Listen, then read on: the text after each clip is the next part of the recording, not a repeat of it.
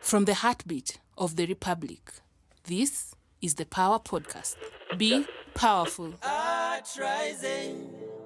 Bringing you independent voices, expert opinion, driving change.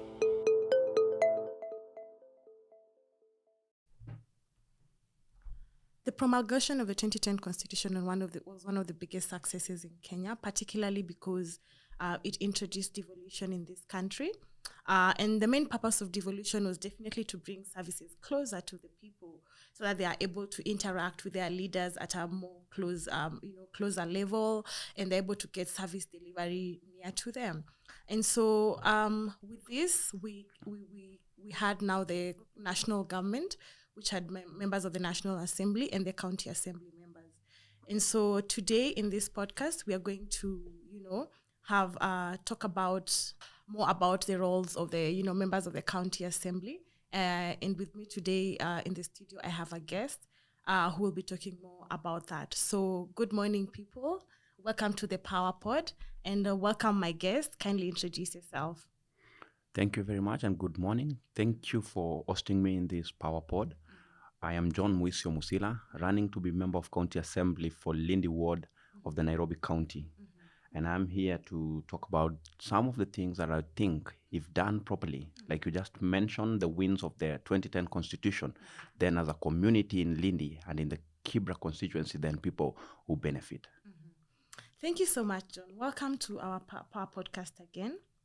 And so maybe just to kick us off here, would you just tell us a bit of your understanding of the role of the members of the County Assembly at the county level? Thank you very much. So I just go briefly to say what exactly I intend to do, and then that maybe will bring the all answer of what are the roles. But I'm not speaking about my manifesto yet. One of the things is I want to properly represent the people of Lindi Ward. So that is representation as a role of the MCA. So I understand very well that in Nairobi County and the county government, there is a lot of resources that can benefit the people of Lindi Ward. However, without a proper representative who will understand at the right time to slide in proposals for any developmental work in Lindi Ward, then we're not doing any good. I also want to be a good legislator for Nairobi County. You represent the people of Lindi, yes, but equally you're a legislator for the county of Nairobi. So without a rich legislation wing, it then means the county is bound to fail because policies and programs that will be initiated will not meet the needs, the demand needs of the people of Nairobi. And lastly, to oversee. Remember, we have county budgets, and then we put aside money for every program that we are running in the county. And this is handed over to the executive wing of the county, which is the governor and the CECs. So if the legislators in the house through their committees and even the house do not make proper oversight, money is likely to be swindled like we've seen in the past years. So I'm saying Nairobi County now needs proper representatives, proper legislators, and proper overseers. And in John Mjue Musila, we have a good representative, a good legislator for Nairobi County, and a good overseer for the executive wing of Nairobi County. Wow, that is very elaborate. And I'm happy to hear that you already know your roles, because we know in this country we have elected leaders who have gone into the county assembly, and they have thrown chairs at each other instead of representing the people as they should. Now that you talked about the role of the MCA as one of them being providing oversight, in this country we understand that even though you provide oversight as an MCA, we have also seen the same MCAs in this country, or the same leaders in this country, being part of the people who are, have been accused of being the most corrupt in terms of, swindling public funds at the county level and even at the national level. Now, this leads us to Chapter 6 of the Constitution, which talks about, leadership and integrity. So as a leader or as an aspiring leader, what is your take on leadership and integrity? And even as you aspire to, get into the county assembly, how are you going to handle matters of leadership and integrity? And how are you going to ensure that also you're not part of the statistics? Thank you very much. A very important question there. But just to remind you who's seated on this podcast today, I am John Mjue Musila, a human rights activist of over 7 years. So from 2013, I've been doing work around human rights defense. And one of the things that are promoted through the course is transparency and accountability. I can show you through my organization, Kibera Social Justice Center, the number of memos and petitions we've written to hold people accountable. And now I said, if I continue to just do it from the outside, the result is minimum. How about we go in there and try to push for human dignity, for the respect to the rule of law from the inside?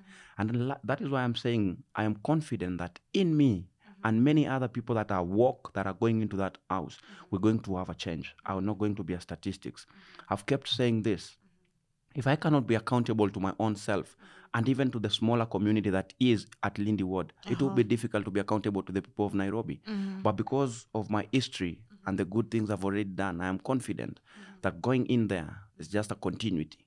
So I'm saying people who have tainted names going into these elections should not be considered anywhere to holding any office, because we continue with the same song that we really want a change as a country. But how are we getting it when we're recycling the same problem? Same leaders. Yeah. I'm happy to hear that. That is really nice. But then maybe just to also challenge you that you are a youth, yeah?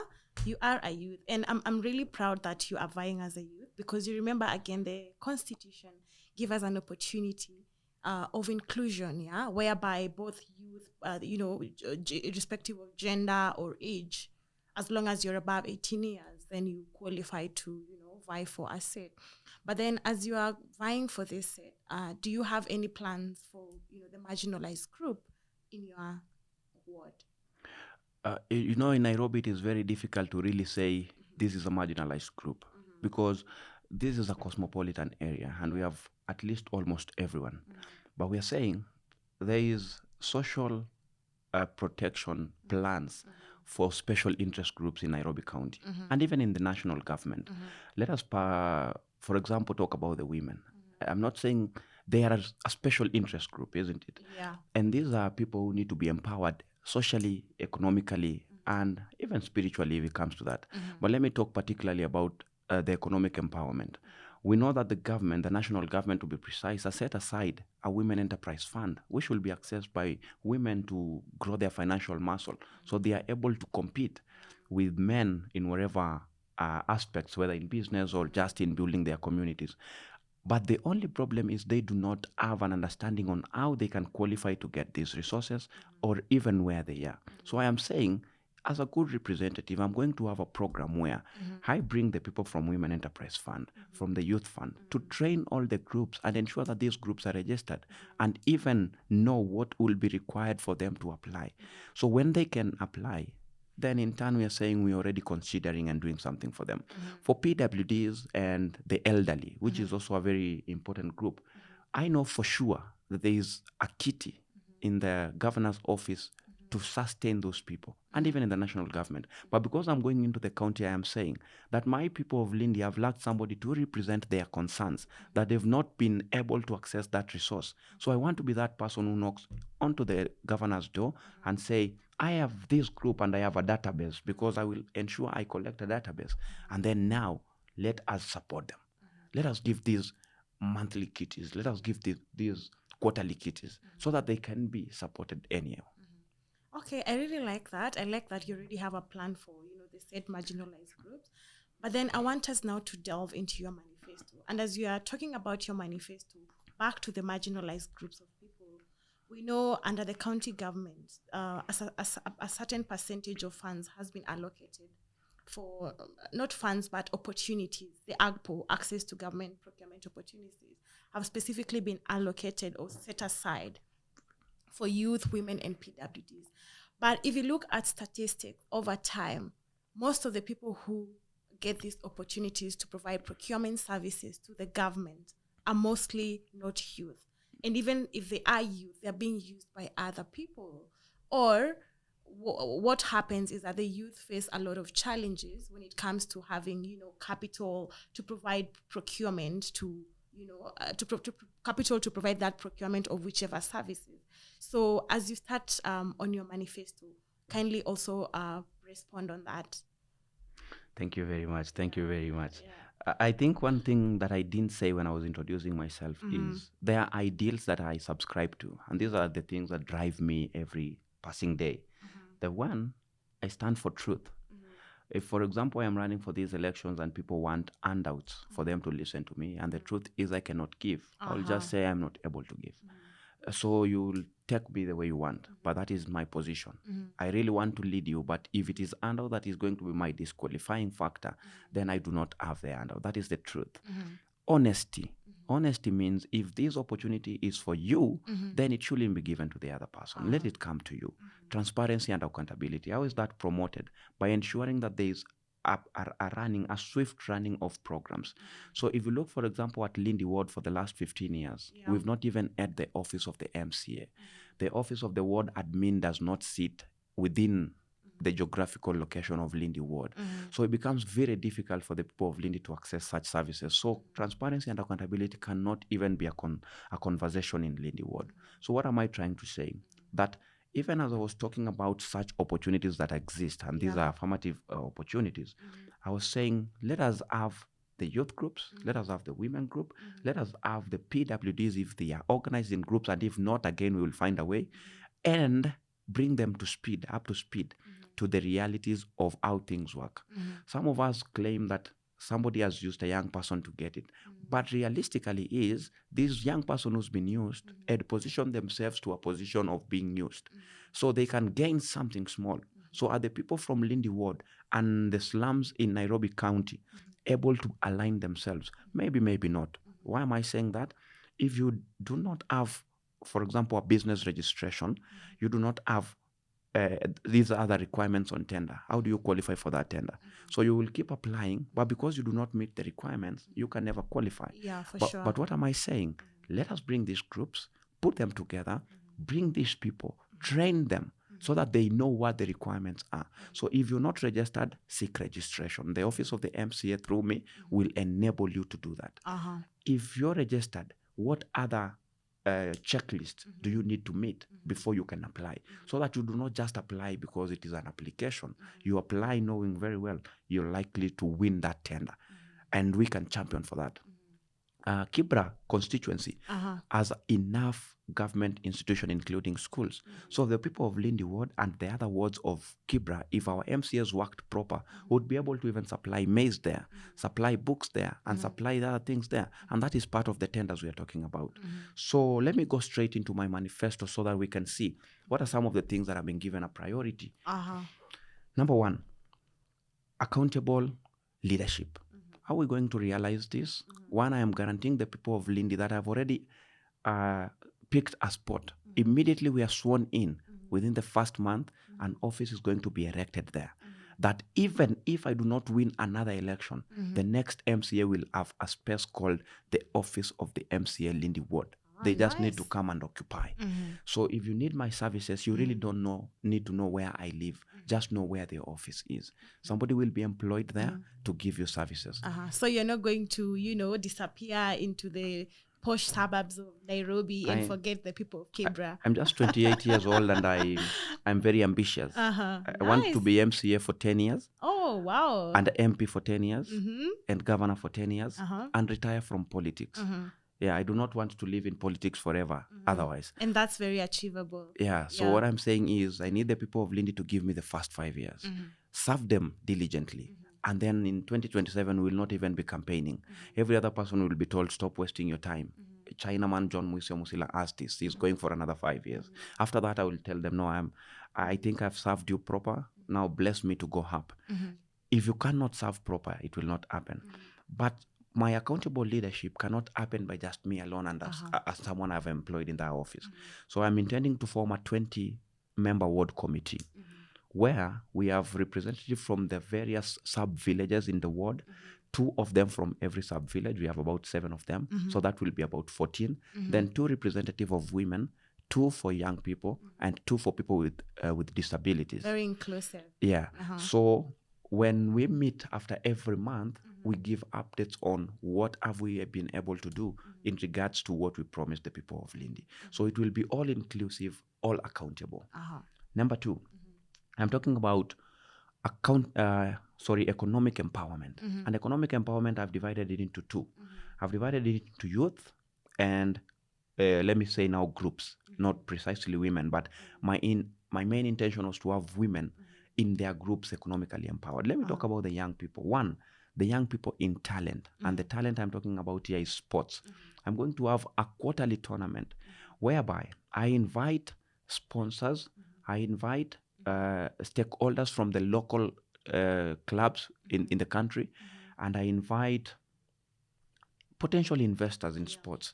So we do not just have talent celebrated within the slums and it ends there. It never goes anywhere. These people only play for jerseys and certificates. So I want them to play. And if you play well in Lindy, you can equally play well at Gor Mahia or AFC Leopard or Tusker, which is my local club. So I want you not to just be there. So play, be spotted, go. So that your talent earns you money. You don't just play for fun and jerseys. I'm saying for those who are talented otherwise, this is music and arts, also have a quarterly arts exhibition where I will bring people, including you from PAWA 254, to come and see the art in Lindy Ward and even buy. So we can empower that talented artisan there. We can promote that music there. And these people will grow. You'll realize in slums, people have difficulties. You have nice songs, not copyrighted. So I steal your song, I start to make a lot of money from it and you lose it. So I'm saying, in this program, we're going to have a recording studio for the young people. Immediately you've recorded your music, we bring the people from Communications Authority to copyright your music or copyright bodies. Immediately it is copyrighted, we find a way to sell this music so that you can make money from your talent. Number 3, I'm talking about attracting an innovation and employability hub in Lindy Ward. We are living in a technological era where young people can work online. All of us cannot fit in the white-collar jobs, but there are a lot of other opportunities. If you look at somebody who's doing software development today and graphic designs, they have a lot of opportunities. So let us have this center here. Train people for 6 months, very exclusive. Then in 2 months' time, you have an incubation period where you work from the facility. And that by the time you're leaving, you have your own computer and internet to go continue working from home. I know people will be asking, how is that a reality? But I am saying the county government is mandated to do such program. But there are also potential investors like NGOs who are open. They've not seen somebody to just approach them. As a person now, I've tried to approach a few people to do programs, but they just me as a young person who is overambitious. But as MCA, they will see me as a leader of over 50,000 people. They will come running because they will have my blessings. So the employability aspect of it is, if you have the skills and you want to be employed, because all of us cannot be business people, have the skills to know how to write a good CV, how to present yourself to interviews, how to bargain, and then you go out to the market. So the young people are well empowered, well nurtured. They are able to compete for any opportunity. And maybe I think if you have any questions on part of it, you can be breaking me so that when I go to the next one, maybe we've exhausted on that one. Third one, health, promotion of health. So I'm talking about health on 3 aspects. 1, prevention. What are we going to prevent? I'm going to have a program that is an aerobics session for the people of Lindy Ward in 10 different locations every day for free. But how are we going to sustain the people who are ensuring these people work out? We're going to find them in programs. Like I've already worked in an NGO before where we were fighting non-communicable diseases. And one of the things we were doing is that, but we were not doing it sustainably. We're only doing it, have an event this Saturday, last another 3 months before we have another. So I am saying, instead of organization even wasting big money once, let us empower 5 people to be doing this opportunity or this activity, and then the people of Lindy benefit. So we'll have prevented non-communicable diseases. Number 2, as a legislator, as an overseer, we've set aside a budget for health. But you realize you go to all Nairobi county hospitals and there are no medications. What treatment have you gotten?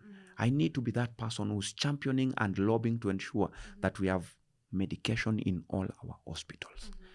But maybe just to cut you short, and I really like that your manifesto is very youth-centric. And even aside from that, it really captures the key issues. And really, it's a very progressive manifesto because you're also talking about, technology and innovation, which is, a key issue in this era. But then now, when you're talking about the issue of health at the county level, remember that as an MCA, you do not work in a silo. You'd need to work with other MCAs because we understand, we have seen even in the county national assemblies, members of parliament have been, given brown envelopes to shut up about things that matter to the people. So how are you going to work with other MCAs just to ensure, because pushing for a health budget, you're not going to do it alone. You have to lobby other MCAs. So how do you plan to work with other members of the county assembly to ensure that some of these issues are indeed included through the budget? A very important concern, but I will guarantee you one thing, that a budget for health is not one of the things that people fight for. It is always available. I think health is always allocated the biggest chunk of money, even in Nairobi County. But yet, if you look at our commitment as a country, we have not even achieved their budget declaration 15%. That is true. Yeah. But look at Nairobi County, for example. What was the budget for health in the last financial year? It was a very good budget of over 80 million. But then is it recurrent or development? Exactly. That's the challenge. So this is what I'm trying to say, that we already have a budget. And you'll even hear hospitals complain that we've fronted these concerns to the county assembly, that we know we've seen a budget for medication, but they have not been supplied by the supplier. So it is not a question of whether we have a budget or not. But I am trying to say, one of the things I didn't do planning to run for these elections, I did not ask any of my friends to change their location of voting to come and vote for me. So I know there are many other human rights defenders who are championing for good leaders from their wards. So I'm not going to be in the Nairobi County Assembly as the only sane person, as the only woke MCA. I'm going to have comrades. I'm going to have compatriots who are there to ensure that the things I'm speaking here today are able to be fronted there. So you're going to strengthen your networks that you already have right now? Definitely. Plus, again, this is a question of lobbying. I think people listening in this podcast will just tell you how convincing I am to them right now. I love it. What would make me not convince somebody that I work for the county, for the betterment of the lives of people in this county? So we're going to ensure even those who've come as hardliners can understand the need of promoting health, as is a provision in the Constitution under Article 43, where we're saying everyone is guaranteed maximum attainable standards of health. So why would we be living in a society where all the people we are leading are sick, for example? What will we be leading? How productive would be our agenda of making Nairobi work come to life when we do not have proper legislations towards cushioning the people of Nairobi? So what I'm trying to say is, I know there are difficulties, but there is hope that if people like me and a majority others who are running of the same abilities and of the same spirit are going to be in that house, we're going to have a swift run in Nairobi County. Okay, I love that. I love this spirit. Thank you very much. Yeah. Next agenda was on water, sanitation, and hygiene. So this is again tied to health, but I chose to separate it for these reasons. One, I live in Lindy Ward, and for the last 10 years, we've not seen water supply from the county government, the Nairobi Water and Sewage Company. It is not that we don't have water. We have it. Businessmen have taken initiative to get it from wherever it is and tapped it into the slums. But I'm saying, let us have a conversation. Let even the businessmen be cushioned. If you have to draw water from outside the gate from this studio to bring it here, chances of you losing even your infrastructure in terms of pipe are increased compared to just drawing it where these cameras are. So I'm saying, let us have Nairobi Water as a stakeholder discuss with the people of Lindy so that they are supplied water with the conventional channels which are existent. They are only just dry. These will improve sanitation and enhance hygiene. And you see, when you've taken care of that, you've also equally prevented diseases. Yes. But I'm also saying Nairobi County has a dump site where this is designated. So the people of Lindy collect their litter, it has to be taken to the dump site. But you realize for over 2 months, the truck has not even come to pick this dirt. So I am an MCA. I have this ability to even tell the governor, things are not running proper. We need you to dispatch trucks to go and pick this litter. So I'm saying coordinated garbage collection so that the young people who are collecting this filth from the interior and bring it to the roads are not seen as bad people who are just cleaning there and dirting there. Okay. So they work coordinatedly and we have a clean environment. So this will enable the people of Lindy to just benefit and to enjoy a clean environment, which also contributes to productivity. And lastly, and it's also a right. They have a right to a clean environment. Definitely. The next thing, I think there's one more, and then two more, and then I'll finish. Okay. Emergency response. If you look at Nairobi County, disaster management is a very key function of the county government according to the 4th schedule. And in Nairobi County, emergency response is centralized. You have to go to Tom Mboya Street to get an ambulance for Nairobi County. You have to go there to get a water buzzer. But the slums, we all know that are prone to fires. Yeah. So if a fire happens in Kibra, which is about 9-10 kilometers away, and with the heavy traffic in Nairobi County, the fire buzzer or engine, will get there over 1 hour later. Yeah, for sure. The effect of that fire would already have spread and wreak havoc on the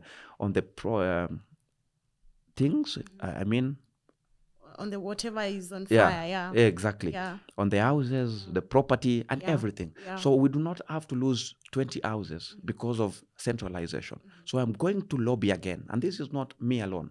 The people of Nairobi and the MCAs that we want to be up there. So we see the need to have decentralized emergency response units.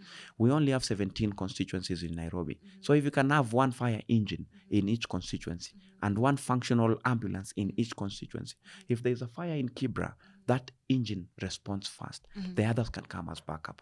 So immediately it is there, you can realize instead of us losing 10 houses, maybe we lose only the first one that caught fire and the second one, and the fire is put down.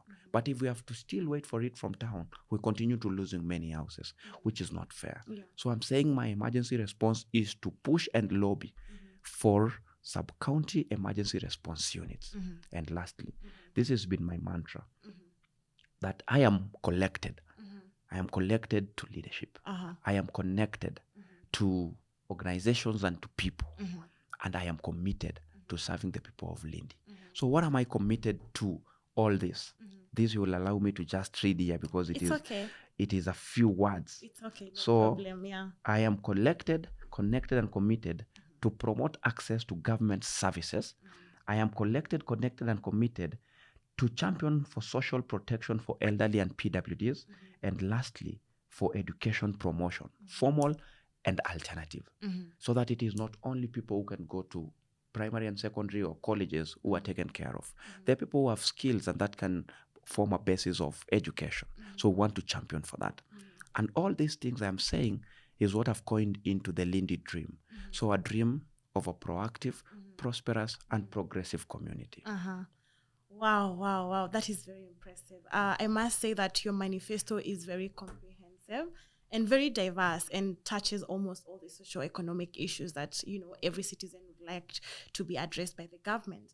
But then even as we just, go back to your manifesto, you understand that as a member of the county assembly, you'll be playing a role of, budget oversight and even formulation. So maybe just to ask you, you understand that a county runs under the County Integrated Development Plan, which is a 5-year plan. So even as you are coming up with your manifestos, did you think of aligning it to the CIDP? Because, most of the times we elect MCAs, they give us manifestos, not just MCAs, even leaders, they give us their manifestos. But then we forget that if that manifesto does not necessarily align to the priorities of the county government, then it's just a story. So does your manifesto align to the CIDP? A very important thing. Yeah. But you acknowledge that this is a socially inclusive manifesto. And if you look generally, in every CIDP, health is always a priority in every year. Yeah. If you look at empowerment and job creation, this is always a priority. So I'm saying I looked at that and I can say confidently that I know all my agendas tie up and some of the things will not be done in the same year. But then again, I'm not limiting myself to resources that can be available through the county. There are other opportunities. There are partners and donors who want to invest in communities. They just don't have the welcome button pressed. They're only waiting for somebody to bring them. If you look, for example, other people will say, let us talk about security. and talk about floodlights, for example, Uh-huh. you realize I didn't even mention it. Yeah. Not because I'm not talking about the question of security, but I am saying the young people are only disengaged. The young people are not empowered financially. So even if you have all the lights everywhere, Yeah. people will still be robbed. It doesn't matter. So bring money in the people's pocket, Yes. promote security. And then this lighting you want will only be to improve lives and improve business. So what I'm saying is basically, this is tied up to the CIDP. I've been a budget champion for a while and I understand these I love processes. that. Yeah. And when you heard me mention award committee, was such that I am not the person who presents proposals for Lindy Ward to these special committees. I want it to be a people initiated. I am only pushing. But then remember, these are my own people. Yeah. So it is a government that is working. It is a leadership that is working with the people, so that every time the question will be, 20 people of Lindy came here to ask for this, and their MCA is really calling for it. That pressure alone will convince anyone to slide it into the budget. Yeah. You realize public participation in this county only works towards the tail end of the budget making cycle, where we only come to rubber stamp. But I am saying, because I understand the most important part is the initial Budget stages of that process. budget making cycle. Yes. Slide that proposal. I love that. I absolutely love that. I love that you're very well informed also about just, the overall process of budget making and public finance management. But then shortly, one of the main objectives of PowerPod was to give a platform to youth in this country. Why? Because we know youth have been marginalized, even politically. Yeah. So as a youth, what are some of the challenges you've faced in running during this process of running for office? Wow. Just shortly, please. Wow, Yeah. wow. I know it's a lot, but let us just, make it short and sweet. I will not say much. Uh-huh. I would just say I've not decided to run in 2022 elections by chance. I was eligible to run in my first elections in 2013 when I was just very fresh from high school. But then I realized I do not have the maturity and the ability to even sustain the pressure that comes with politics. In 2017, I was equally fit because now I have 4 years of community work, 4 years experience in human rights defense, 4 years exposure to county processes. But then again, I was in uni. So I said, let me prioritize my education. Yeah. Now in 2022, I'm a graduate. Uh-huh. I am fit and I am ready. You have the capacity. So one of the and things, you also have the network. Oh yes. One of the things you would be sure is Yeah. the challenges are not even deep in my mind because people think about money. People think about me being a young person. Others, because of their traditions, ask me whether I am married. These are inconsequential. The whole thing is I have proven my ability to represent the people of Lindy confidently in any table where there are opportunities to offer solutions to their problems. So I've been talking to people and telling them, this is me, and we have many more other people. Maybe these have money, the others have a big influence of a big party. But do they have the ability to properly represent you? Do you see any hope in them being in office for 5 years? So I have chosen to just lend a blind eye, to all these challenges so that I can keep going. I do not want things pulling me back every now and then. But I will guarantee you, financial muscle One of the biggest is the biggest challenge, because some of the young people will go out there and say, John has a very progressive agenda. He is eloquent. He is well articulate. He knows what he is doing. But then again, does it have money? Anasindikiza na nini? Kabisa. Yeah, that's so wrong. It's a very bad, habit that we've picked as Kenyans. And I hope that as we grow into our democratic processes, we are able to change that. Yeah, so maybe just as you wind up, now I want us to talk about how you're going to allow your people to hold you accountable. Do you have any measures you put into place, like an accountability check? Because it's one thing to say whatever you're saying, but it's another to be intentional about, being very cautious that you also need to be held accountable. Oh, beautiful. Just shortly, yeah. And I think you listened to me talking about accountable leadership. Yeah. I already mentioned the thing I've put in place to ensure that works. One, a functional office. You cannot miss someone in that office. And once every while, you will not miss me. But that is not enough. I said, we will have a ward committee that we will be sitting with regularly. And I even said particularly every month. So these are people to continue asking me questions, to continue checking on what we've been able to do and what we are trying to do. So with that alone, we are guaranteed that transparency and accountability checks are well taken care of. They will have their own scorecards and say, let us tick. Good. Now that I love. Yeah, they will have their own scorecards Yeah, here. yeah. And they're like, it's promised to have a quarterly tournament. In the last 3 months, have we done a tournament? No. So this promise is a lie. What do we do about it? You know, that constant conversation. They will be checking. And they will be like, we just said we will have aerobics in 10 different locations every month. Where are they? If we don't see them, they have the checklist and the scorecard. So you'll enable social accountability initiative. It is already enabled. Okay. That committee is not my friends. I'm going to do town hall meetings immediately we win in the locations I've mentioned. And in those town hall meetings, the people of that particular location will decide who sits in this committee. It has nothing to do with me. It is them. So whoever is presented is whoever we work with. So I'm not going to unpick and say, John there is my friend, Peter there is my friend, that person there is from my tribe, come sit in my committee. No, I want people from all diversity. Okay. If this area is predominantly Luo and they've chosen to choose 2 Luos, welcome. This is Kamba, that is Kikuyu. And these people present these different communities. Let us make this Lindy ward work. Wow, it's really lovely listening to you, John. I think as a youth, I would be convinced, but my prayer is that even as you if you get to that office, that you will keep to your word, because, politicians, they say politicians are politicians, but I don't want to associate that with you, because I believe in you. You're a human rights defender, you're a social activist, and so thank you so much for the very elaborate conversation. I know we really need to finish. Yes. But allow me to say this. I know we need to finish. Yes, we do. But you must remember, the leadership that I'm going into, I've been a leader and I've done a lot of things as a leader.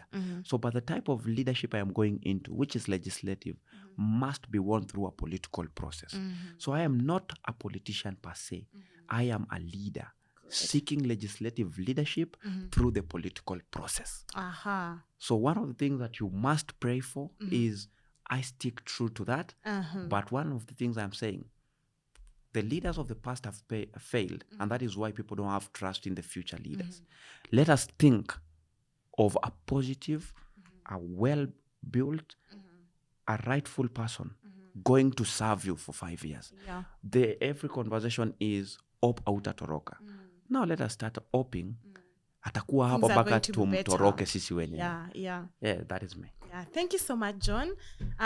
It was happy to have you in studio today. And thank you so much to our listeners. This is PAWA Pod. Kindly go and follow us on our platforms on social media at PAWA254. Until next time, goodbye. Goodbye. From the heartbeat of the Republic, this is the PAWA Podcast. Be powerful.